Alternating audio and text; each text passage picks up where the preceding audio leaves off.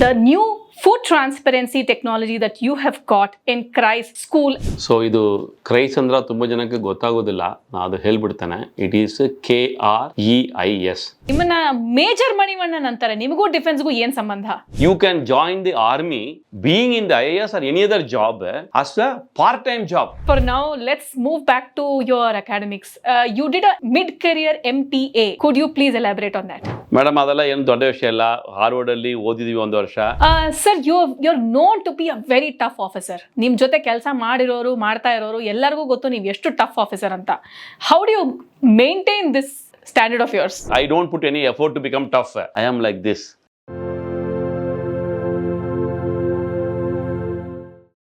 Welcome to Grind to Gold, where we bring you intriguing conversations with people who have turned struggles into strength and hustle into success. Hi, I am Sujoti, a serial entrepreneur and a former journalist. I have built brands, created compelling stories, and lived the life of an entrepreneur from ground up. Our guest today is Major Manivannan IAS, who is known for his fearless approach to tackling some of the toughest challenges in administration.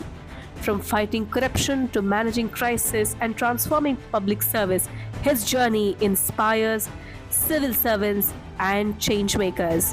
People's work is God's work. That is what Mr. Manivannan believes in. Let's dive in and understand how this great leader has transformed lives and has transformed governance.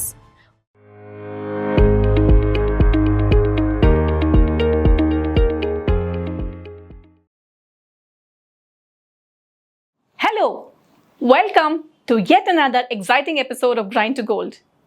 Today, we are honored to have with us the Principal Secretary, Government of Karnataka, Social Welfare Department, Major Manivannan with us. A hearty welcome to you, sir, and thank you so much for gracing your time on us. ಧನ್ಯವಾದಗಳು madam. So, first of all, I have a huge list of questions, but I would like to start with the new food transparency technology that you have got in CRISE school.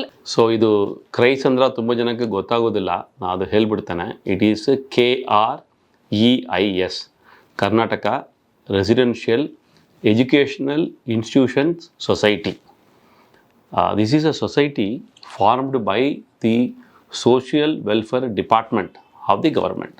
ಮೊದಲ social welfare department, ಸಮಾಜ ಕಲ್ಯಾಣ ಇಲಾಖೆ ಅಂದರೆ this department takes care of the welfare of the backward, oppressed, educationally, socially, who have not been privileged, underprivileged ಅಂತ ಹೇಳ್ತಾರಲ್ಲ, ಅವ್ರು ನೋಡ್ಕೊಳ್ಳಿಕ್ಕೆ department. So we take care of the scheduled caste population in the state of Karnataka.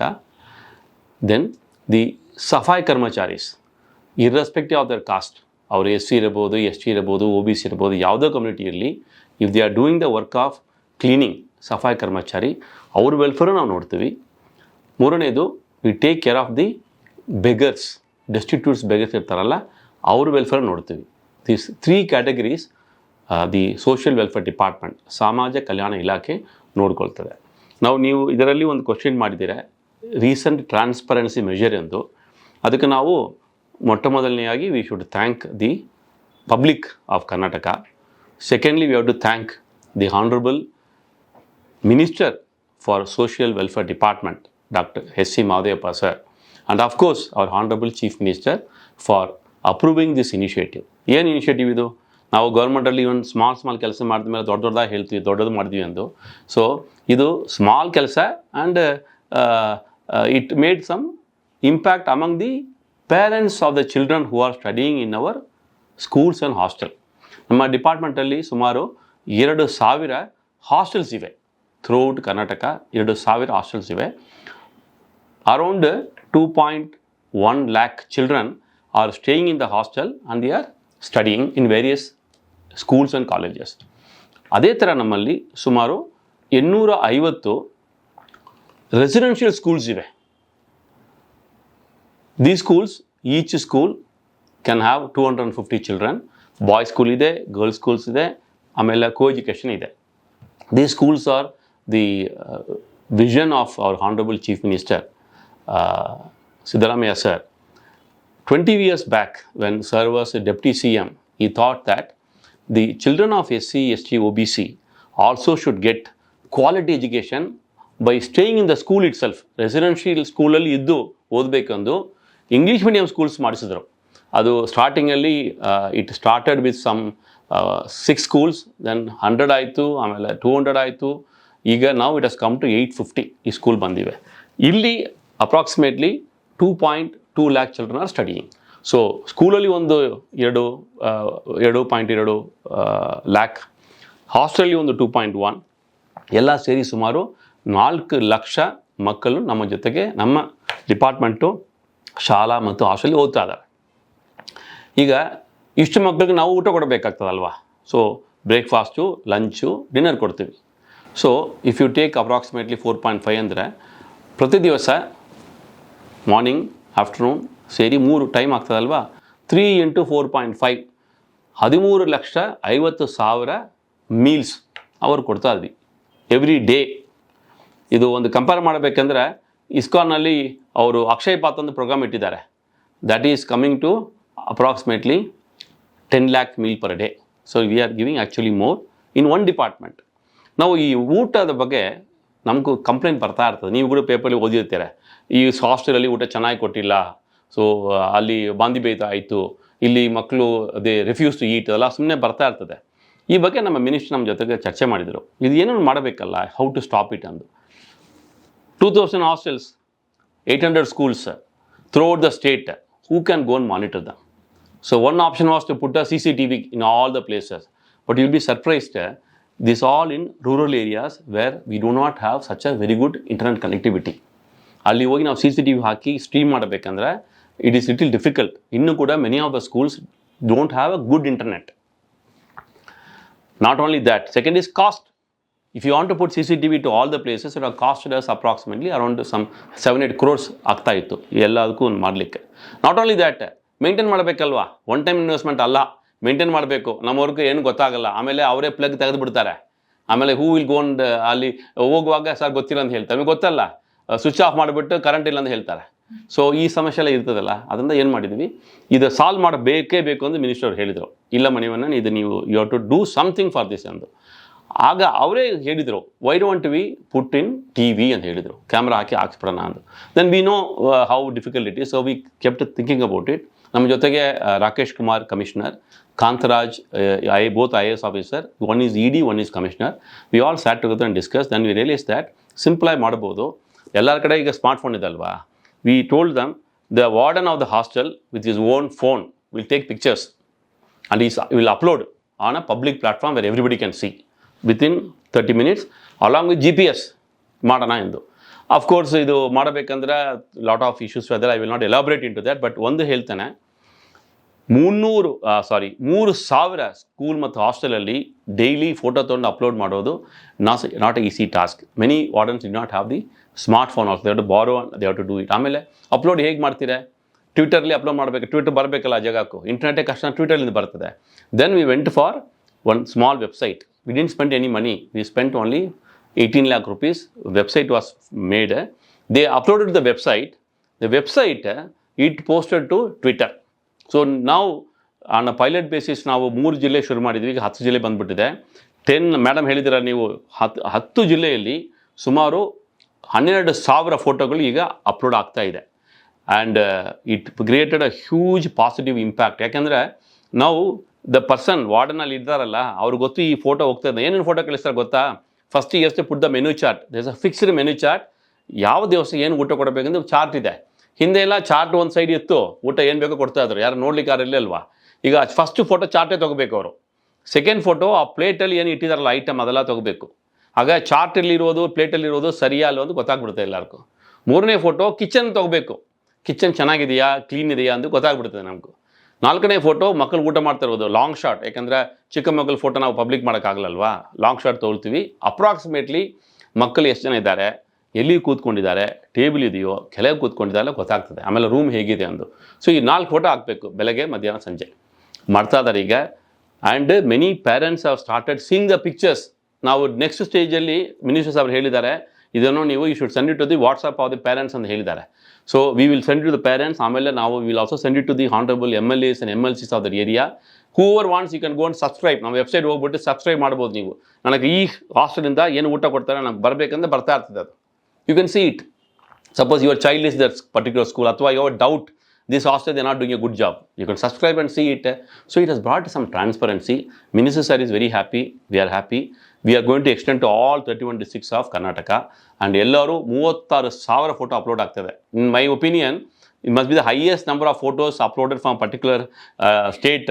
In fact, ನಮ್ಮ hashtag social welfare department meals, it was trending actually 2 weeks back.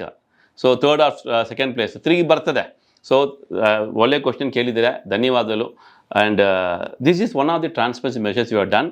And I request all our audiences, ದಯಮಾಡಿ ನಮ್ಮ ವೆಬ್ಸೈಟನ್ನು ನೋಡಿ and see the food, the how you are giving the food. Definitely there'll be 10% there'll be problems and issues. Highlight ಮಾಡಿ ನಮಗೂ.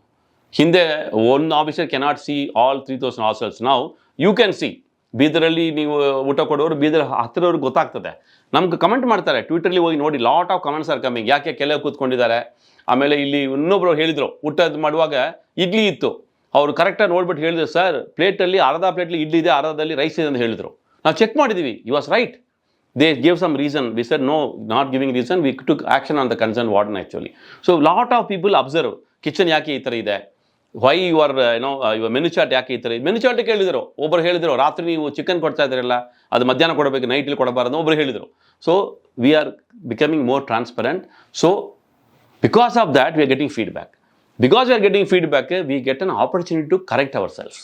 So ತುಂಬ sorry, I have taken lot of time because I thought transparency is very, very important. That's why I shared with you.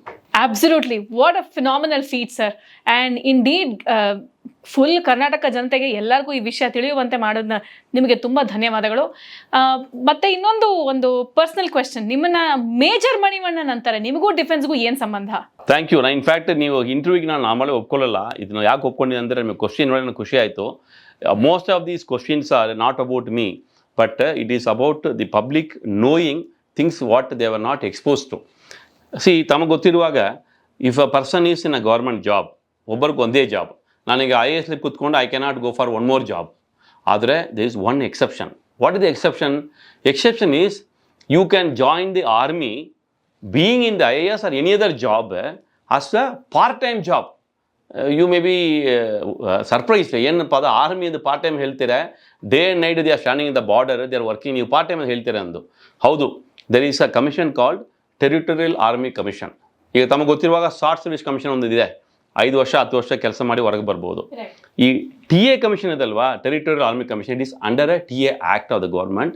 ಇಲ್ಲಿ you are recruited like regular army officer. ಆದರೆ ನೀವು ಯಾವಾಗ ಯುದ್ಧ ಯಾವಾಗ ಬರ್ತದೋ ಆ ಟೈಮಲ್ಲಿ ನೀವು ಹೋಗಲೇಬೇಕು. ಮಿಕ್ಕ ಟೈಮಲ್ಲಿ ನೀವು 1 ವರ್ಷದಲ್ಲಿ 2 ತಿಂಗಳು ಹೋಗಿ ಟ್ರೈನಿಂಗ್ ಮಾಡ್ಕೊಂಡು ಬರಬೇಕಷ್ಟೇ. So you are called reserve. ಎಲ್ಲ ದೇಶದಲ್ಲಿ ಇದೆ, ಅಮೆರಿಕಲ್ಲಿ ಇದೆ, ಅದಲ್ಲಿ UK ಇದೆ, ಎಲ್ಲ ಜಾಗದಲ್ಲಿ ಇದೆ. So I am a part of that reserve army. But selection is all same. ನಾನು when I was 40 years I joined. Upper age for this TA commission is 42. So ನಾನು 40 ವಯಸ್ಸಿಗೆ ಗೊತ್ತೇ ಆಗಲಿಲ್ಲ. ನಿಮಗೆ ಗೊತ್ತಿಲ್ವೋ, ಅದೇ ನನಗೆ ಗೊತ್ತಿರಲಿಲ್ಲ. ಸೊ ನಾವು ನನಗೂ ಕ್ಯಾಪ್ಟನ್ ಪ್ರದೀಪ್ ಆರ್ಯ ಅಂದು ಆ ಟೈಮಲ್ಲಿ ಈಗ ಮೇಜರ್ ಆಗಿದ್ದಾರೆ. Is an income tax officer. ಅವ್ರು ನಾವು when we are having a dinner, ಆ ಟೈಮಲ್ಲಿ ಈ ಟೋಲ್ಡ್ ಮೀ, ಏನು ಸರ್ ನಿಮಗೂ ಆರ್ಮಿ ಬಗ್ಗೆ ಇಷ್ಟು ಇಂಟ್ರೆಸ್ಟ್ ಇದೆ, NCCಲಿ ಇದ್ದಿದ್ದೀರಾ, why don't you join TA ಅಂತ ಹೇಳಿದರು. I said what is TA? I don't want any honorary rank. ಅವ್ರು ಮಾಡಿದ್ದಾರೆ ನೋಡಿ, ನಮ್ಮ ಕಪಿಲ್ ದೇವ್ ಸಾಹೇಬರು, ಮಮ್ಮೂಟಿ ಸಾಹೇಬ್ರೆಲ್ಲ ಕೊಟ್ಟಿದ್ದಾರಲ್ಲ, ಮೋಹನ್ ಲಾಲ್ ಅವರು, ಸಾರಿ. So then I thought like that. He said, no, it is not like that. It is a regular recruitment. They give you salary. Even you may get pension also. It is a recruitment and helidro. Then I immediately joined. So what is the difference between this? Honorary rank you cannot go for war. So but I am recruited, trained, so I am qualified to go to war. Namgu regular army officer ko there is not many difference, except that they work for all 12 months. I work for only 2 months actually. ಈಗಲೂ ಹೋಗಿ ಬರ್ತಾ ಇರ್ತಾನೆ. That's why I joined as a lieutenant, like normal army officer ಥರ join ಆಗುವಾಗ lieutenant ಆಗಬೇಕು. Lieutenant, captain, major ಆಗಿದ್ದಾನೆ ಈಗ. So ಮೊನ್ನೆ ಕೂಡ I went to Kashmir. I was doing my training and I came back. ಪ್ರತಿ ವರ್ಷ ನಾವು ಹೋಗಬೇಕು, ಹೋಗಿ ಸ್ವಲ್ಪ ಫಿಸಿಕಲಿ ಫಿಟ್ ಆಗಿಬಿಟ್ಟು ಆಮೇಲೆ ವೆಪನ್ ಹೇಗೆ ಯೂಸ್ ಮಾಡಬೇಕು, ಟ್ಯಾಕ್ಟಿಕ್ಸ್ ಎಲ್ಲ ಕಲ್ಕೊಂಡು ಬರಬೇಕು. So you are always kept ready. When there is a war when there is a requirement they will call you to go. So ತಮ್ಮೆಲ್ಲರಿಗೂ ಇದು ಸ್ವಲ್ಪ ಗೊತ್ತಾಗಲಿ. You can also be a officer part time. Sir ನಾನು IT ಇಲ್ಲಿ ಕೆಲಸ ಮಾಡ್ತಾ ಇದ್ದೇನೆ, I am working in Bosch, I am working in TVS, I am working in State Bank of India. No problem at all. You can be working anywhere. If your age is less than 42, you are qualified, eligible to apply. Not only men, women are also now they can also apply. 5-6 ವರ್ಷ ಹಿಂದೆ women opening ಇರಲಿಲ್ಲ. ಆಮೇಲೆ ಒಬ್ಬರು court ಹೋದ್ರು, high court ಹೋಗಿ case ಹಾಕಿದರು.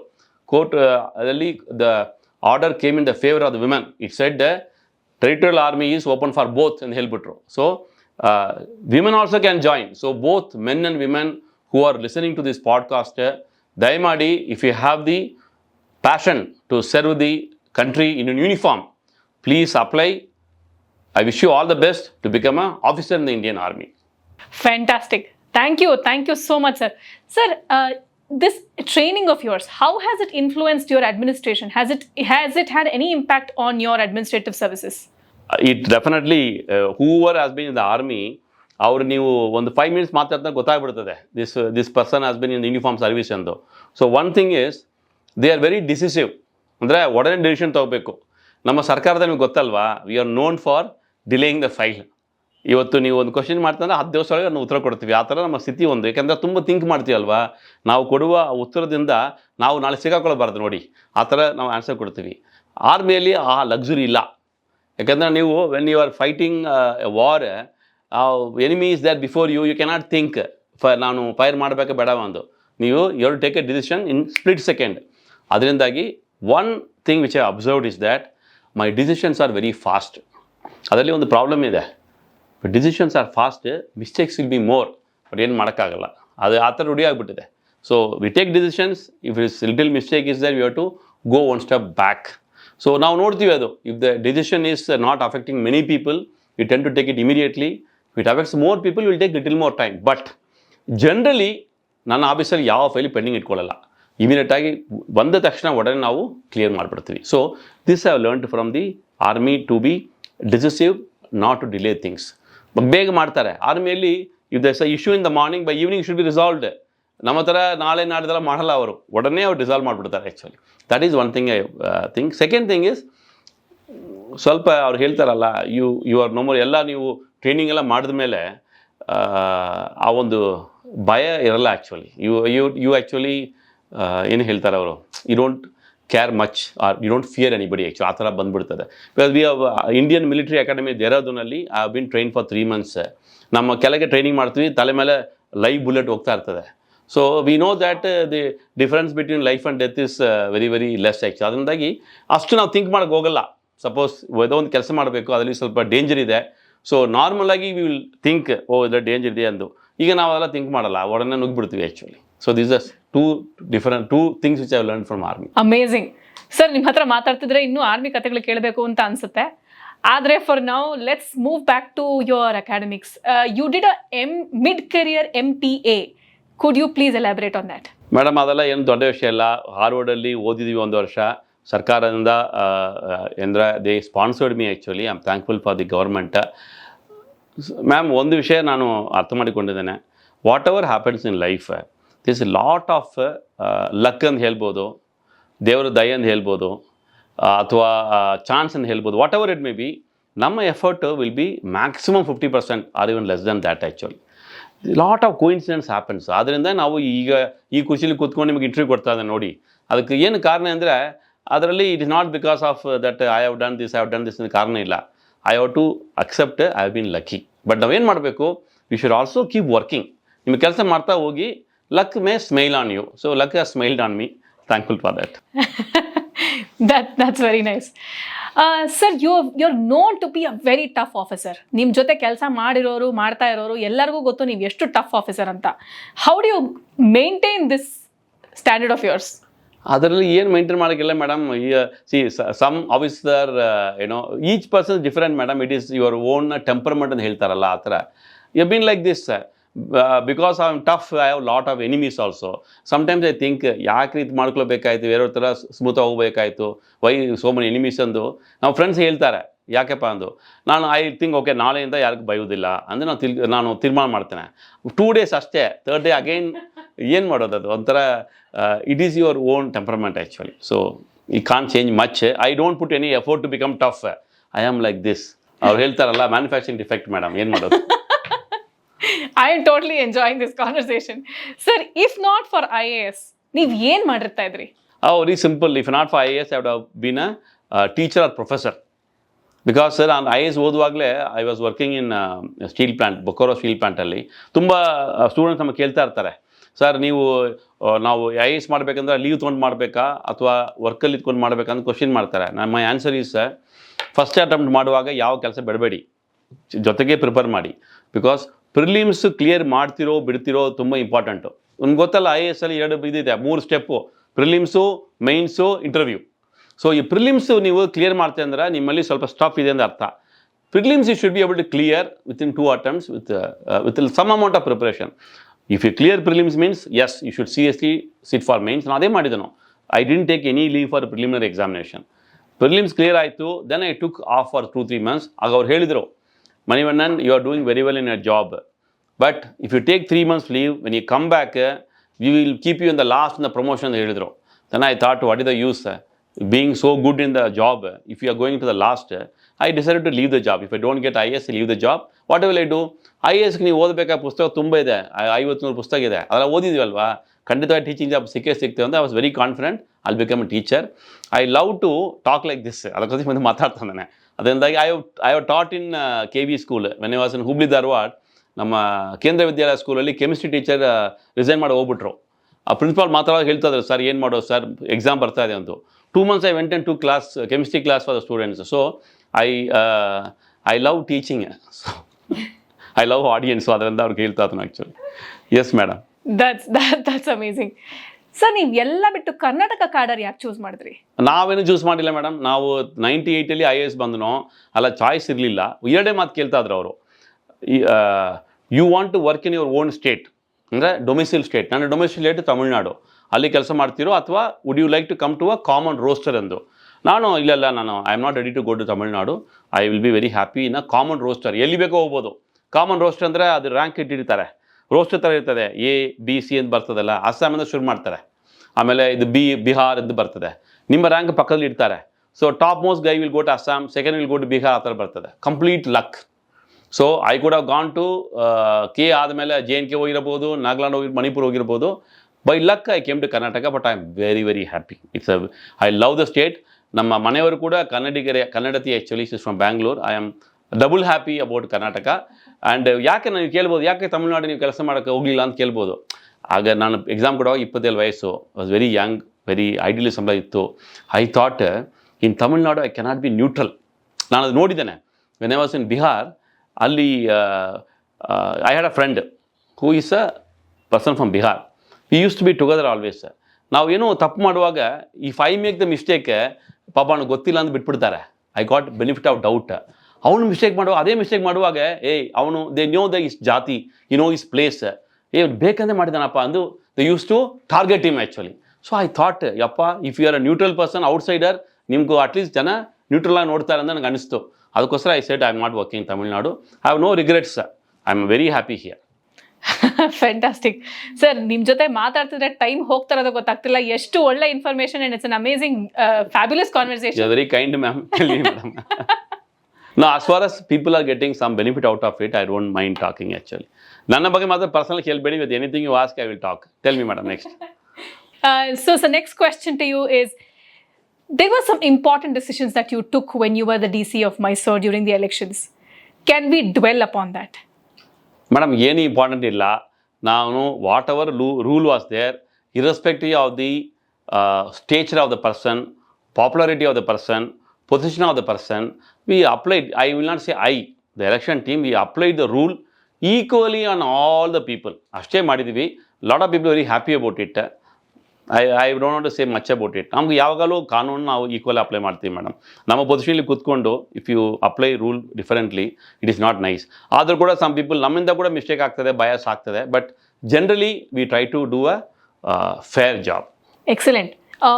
What is that one life-changing experience that you've had? in your whole lifetime? Life changing experience ಅಂದ್ರೆ ma'am army ಅದು. Joining the army, going to Indian Military Academy was really life changing. It humbled me a lot. ಯಾಕಂದರೆ ಅಲ್ಲಿ ಅವರು they don't care for IAS IPS ಏನು ನೋಡಲ್ಲ ಅವರು. You are a cadet, you are a lieutenant, you should do the work what is given to you. Bag ನಾವೇ ಎತ್ಕೊಂಡು ಹೋಗಬೇಕು, ಯಾರಿಗ ಪಕ್ಕದಲ್ಲಿ ಕೊಡೋಕ್ಕಾಗಲ್ಲ. We have to take it and run. ಅಂದರೆ ಓಡಲೇಬೇಕು ನಾವು. ಸೊ ಅದರಿಂದಾಗಿ it was a very it's a humbling experience. I liked it. That is, I will say that I'll remember it always, my training in Indian Military Academy. So what is that one challenging decision that you have taken as an IAS officer? The most challenging in your career so far? Most challenging in my career ಅಂದರೆ madam ಎಲ್ಲ decision ಆ ಥರ ಬರ್ತದೆ, ಎಲ್ಲ tough ಇರ್ತದೆ. See whenever you take a decision, somebody will be affected, they will become very upset with you, somebody will be benefited, they will be happy with you. ಅವ್ರು ಹೇಳ್ತಾರೆ, ಓ ನೀವು ಒಳ್ಳೆಯ ಸಾಹೇಬ್ರ ಅಂತ ಮಾತಾಡ್ತಾರೆ. ಯಾರಿಗೆ ಅನುಕೂಲ ಆಗಲ್ಲ ಅವ್ರು ಏನು ಇವನು ಸುಮ್ಮನೆ ಅಂದು ನಮಗೆ ಬೈತಾರೆ. It is common madam this. I am not think about any significant decision ಅಂದು. ಮೇ ಬಿ ಹುಬ್ಳಿ ಧಾರವಾಡಲ್ಲಿ we try to remove the encroachments. That was a tough decision because ಅದು ಸ್ವಲ್ಪ ಇಡೀ ಸಿಟಿಯೇ ನಾವು ಫುಟ್ಪಾತ್ ತೆರವು ಮಾಡಲಿಕ್ಕೆ ಹೋಗಿದ್ವಿ. ಸ್ವಲ್ಪ ನನಗೂ I don't know how it will ಹೇಗೆ ಹೋಗ್ತದೆ ಅಂತ ಗೊತ್ತಿರಲಿಲ್ಲ. But ಲಕಿಲಿ the people of Dharwad and Hubli, I am thankful to them. They supported. So I always remember, they're very nice people. When I go to Hubli Dharwad, I feel very happy and comfortable. Excellent. So you are a thorough leader, an absolutely thoroughbred leader. What is that one leadership quality that you think is a must in every leader? Madam, I won't consider myself as a leader. But if somebody asks, okay, you are an IAS, what is required for IAS? And then if you change the question and ask, then I can answer. I would say, for any public servant, the first thing which is required is compassion. If you do not have empathy for other person, there's nothing for you. I have worked with, I am fortunate to work with a lot of very senior political leaders actually. That is what I have learnt, because I found them that they care for the the person sitting across the table. They're able to put themselves in the chair and talk. So this is what I learnt actually. With the current minister, our CM Sabru, we have learnt a lot. I remember once somebody, last time ಇರುವಾಗ ನಮ್ಮ CM ಸಾಬ್ರು social ವೆಲ್ಫೇರಲ್ಲಿ ಆಗಲೂ ನನಗೆ ಅವರೇ ಕರೆದು ಕೊಟ್ಟರು, social reform ನೋಡಪ್ಪ ಅಂತ ಹೇಳಿಕೊಟ್ರು. ದಟ್ ಟೈಮ್ ಯಾವುದೋ ಒಂದು ಫೈಲಲ್ಲಿ ಸೆಡ್ ಸರ್ ಇದು ಕಷ್ಟ ಆಗ್ತದೆ ಅಂದರೆ ನೀ ಆಸ್ಟ್ ಇದು ನಿಮ್ಗೆ ಗೊತ್ತಾ ಯಾರು ಅಂತ ಹೇಳಿದರು. ನಾನು ಎಸ್ ಸರ್ ಏನೋ ಅಂದೆ. ಅವರು ಬಡವರೊಂದು ಗೊತ್ತಾ ಅಂದ. ಹೌದು ಅಂತ. ಬಡವರೊಂದು ಗೊತ್ತು, ಒಳ್ಳೆ ಕೆಲಸ ಮಾಡಬೇಕೆಂದ್ರೆ ಮಿಕ್ಕದೆಲ್ಲ ಯಾಕೆ ನೋಡ್ತೀರಿ ನೀವು, ಅವ್ರಿಗೆ ಹೆಲ್ಪ್ ಮಾಡಿ ಅಂತ ಹೇಳಿದರು. ಆ ಥರ ದಿಸ್ ಹೆಲ್ಪಿಂಗ್ ಟೆಂಡೆನ್ಸಿ. ಆ್ಯಂಡ್ ಈ also asked, are you violating any law, any rule? ಇಲ್ಲ ಸರ್, ಏನು ವೈಲೇಟ್ ಮಾಡ್ತಾ ಇಲ್ಲ, ಬಟ್ ಆದರೆ ಇದರಲ್ಲಿ we do not have enough fund ಅಂತ ಹೇಳಿದನು. ಆಯಿತು, if you are not violating any rule, any law, if you require more fund, it is your job to go to finance department, convince them and get the fund released. It's easy to say no and send it, but you have to take that step. Then only you will be able to do justice for your being a public servant and ಹೇಳಿದರು. ಇದೆ. I think sir will not remember because so many thing you would be meeting actually, but I still remember it. ಈಗಲೂ ಕೂಡ if there is a genuine case, if I don't have money budget in the department, we go to finance department and request them, ಇದು ಒಳ್ಳೆ ಇದು sir ಸ್ವಲ್ಪ ಮಾಡಿ ಅಂದು I put all my attempt. So that is there. If you are a public servant, you should have compassion, you should have empathy for the people actually. If you are only talking about rule, then I feel that you may not be a complete public servant. That's what my humble view. People who are listening to this may correct, ಇಲ್ಲ sir ಅದು ಮಾಡಬೇಕಾಗಿದೆ ಅಂದು, but it should be always in public interest ಅಂತ ಹೇಳ್ತಾರೆ, public good ಎಂದು ನಮ್ಗೆಲ್ಲ ಪಾಡೆಲ್ಲ ಮಾಡ್ತಾರಲ್ಲ. That you have to see, you have to ensure that whatever you do is in the public interest. Excellent. Sir, what defines success to you? Madam, really ಹೇಳಬೇಕಂದ್ರೆ ಗೊತ್ತಿಲ್ಲ. ಈಗ ಏನು ಅದು ಸಕ್ಸಸ್ ಅಂದರೆ ಏನು ನಮಗೆ, because whatever we think is a great success at one point of time, after some time it looks like it is a very normal thing actually, and it looks like that it happened because of luck. So I would say I will not give much this thing to success. I would sort of give importance to satisfaction actually. So if you are satisfied with what you are doing, you are a successful person. What else you need? What would you do when you retire? Will you ever retire? I know as a government servant you will probably, Yeah, but ಹೌದು. will you ever retire? Yeah, of course. That way I will want to read. Yeah, recently I'm not able to read actually. So I will read a lot. What will happen, I don't know. But I would love to teach. ನಾನು ಹೇಳಿದೆನಲ್ವಾ, if any college are giving me offer for teaching, I'm talking about after 9 years. ಈಗೆಲ್ಲ. So somebody should not think, ಅಯ್ಯೋ now itself he is putting ಏನು ಹೇಳ್ತಾರೆ, reserving place for him ಅಂತ ಹೇಳ್ತಾರೆ. So I am talking about 9 years back. ಯಾರಿರ್ತಾರೆ ಗೊತ್ತಿಲ್ಲ. But yes, I would love to read and I would love to teach, because teaching demands more reading. Then you will be actually, you will be forced to read a lot actually. And I feel happy when I read. Fantastic. So one thing that you would want to, one advice you would want to give youngsters who are aspiring to be IAS officers? This is a standard question people ask me. See, what I won't say as advice, what I have learned, I would like to share is that any career or job where there's a competition like IAS, it could be anything else. You want to go and join a good university, could be anything. When there's competition, you are measured in comparison with somebody else. You may be getting 95%, but they will see what is the other person getting. If he is getting more than you, you are out. So it needs a lot of effort. The effort you can put only if you have a genuine liking or passion. So if you are reading, somebody is telling you, you will not be able to do that. So first ask the question, why I am going to IAS? Does it excite me? Generally, without anybody telling, do I lose my sleep thinking about something? Thinking about IAS, or thinking about serving people. Ask ನಿಮಗೂ dedication passion ಇದೆಯಾ, then you should do it. Otherwise, ನೀವು service ಬಂದಮೇಲೆ ನಿಮಗೆ bore ಆಗಿಬಿಡ್ತದೆ. You don't have much personal life. It's like, you have to listen to so many people. Whatever you want, you will not be able to do it. And all the time you'll be meeting people. If you don't like meeting people, don't like listening to them, if you don't like going an extra mile to solve the problem, then IAS will not be a good place for you. That's what I feel. Not only IAS, generally in general public services actually. So if you have empathy, compassion, then you should think about it. Otherwise, I'm telling you, it is not like a best service. It's not the best of the world. There are a lot of other things. I sometimes envy my friends who are in a teaching job in big universities. I think that they are doing a better job, because I may be helping 10 people. They are inspiring 10. That 10, like a chain reaction, they will inspire another 10. So the total, I feel that if anybody says that in IAS they are doing a great job, I will definitely disagree with it. We are also doing some job. ಅಷ್ಟೇ ಹೇಳ್ತೇನೆ. ನೀವು ಪ್ರಾಮಾಣಿಕವಾಗಿ ಮಾಡ್ತೀವಿ ಅಂದರೆ, ನಾನು ಹೇಳಿದನಲ್ವಾ success ಡೆಫಿನೇಷನಲ್ಲಿ, ಆ ಥರ if you are satisfied, that's what matters. Excellent sir. ನಿಮಗೂ ಪರ್ಸನಲ್ ಲೈಫ್ ಇದೆಯಾ? Do you have time? ಯಾಕೆ ನೀವು ಈಗ you reminded me that have to go home, ಬೈಸ್ಕೊಳ್ಬೇಕಾಗ್ತದೆ. ಸೊ ಏನಿದೆ, we are also normal like others. At times I wonder why the people give so much of importance or this thing to the IAS. ಒಂದು ಕಾಲದಲ್ಲಿ ಇತ್ತು, you put a red lamp and a siren ಬರ್ತದೆ, power ಇರ್ತದೆ.